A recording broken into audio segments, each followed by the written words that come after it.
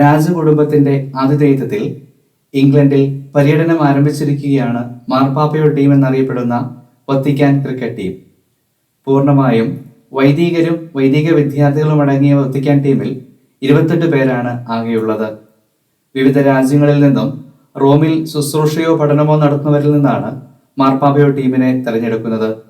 ഓരോ വർഷവും മാർപ്പാപ്പയുടെ സന്ദേശം ആതിഥേയ രാജ്യങ്ങളിൽ എത്തിക്കുകയും വത്തിക്കാനുമായി വിവിധ രാജ്യങ്ങളുടെ നയതന്ത്ര ബന്ധം ഊഷ്മളമാക്കുകയുമാണ് വത്തിക്കാൻ ക്രിക്കറ്റ് ടീമിന്റെ ലക്ഷ്യം. ഇത്തവണ പര്യടനം നടത്തുന്ന 12 അംഗ ടീമിൽ എല്ലാവരും മലയാളികളാണ്.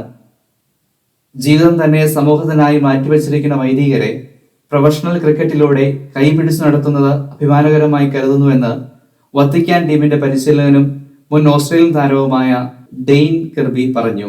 പ്രാർത്ഥനയുടെ മനുഷ്യർക്ക് കളിക്കളത്തിലെ സൗഹൃദത്തിലൂടെ ദൈവസ്നേഹം പകരാനാകുമെന്ന് ഈ ടീം തെളിയിക്കുന്നുവെന്ന് team manager father Eamon O'Higgins പറഞ്ഞു.